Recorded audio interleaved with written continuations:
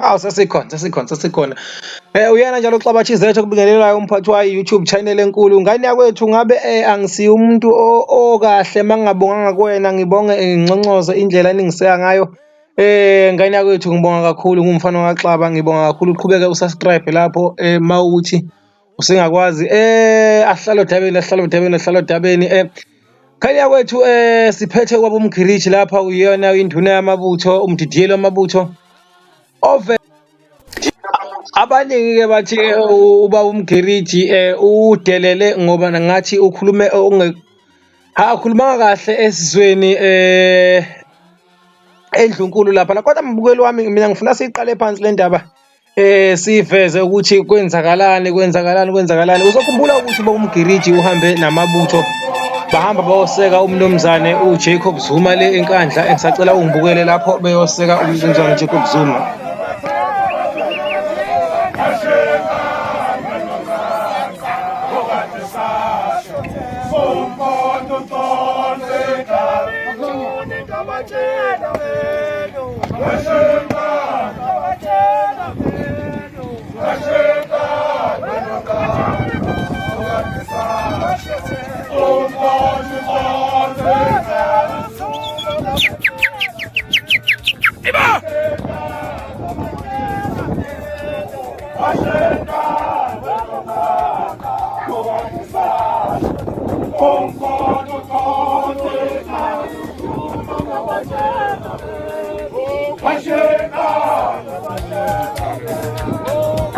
Emva kokuhambo labo kwababenalo beyoseka umnumzane uJacob Zuma, uba uMgiliji njengomdidiyelo wamabutho ube sebuzwa indlunkulu ukuthi baba uMgiliji ubani onika imvumo yokuthi niye kweseka uba uZuma lapha unxamalala enkandla. Ube sephendula kanjena kuba uMgiliji wathi, the traditional attire we are wearing is ours. The royal family did not buy us an attire. Esho zona njalo izimbatho zawo amabutho.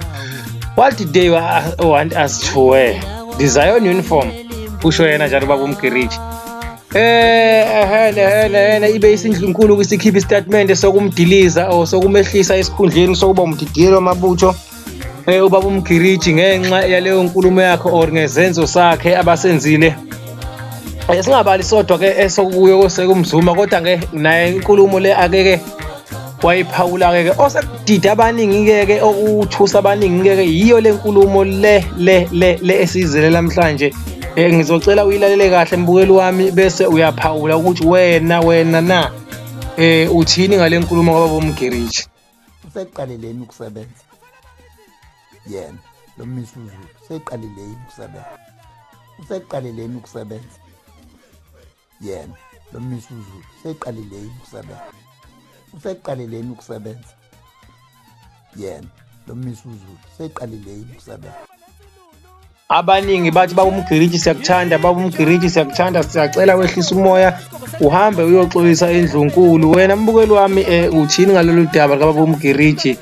Uluthini uvo lwakho ngokuphawula ngale nkulumo ekhuluma kwaba uMgiliji? Abaningi bathi cha, baba uMgiliji sacela uhambe uyoxolisa ezizweni sakithi kwaZulu, endinini wakithi kwaZulu ngale nkulumo oyikhulumile. Mbukeli wami, ngizocela ubhale la kwi-comment ukuthi wena uthini ngale nkulumo. Ukhumbule i-channel uXabathi zethu.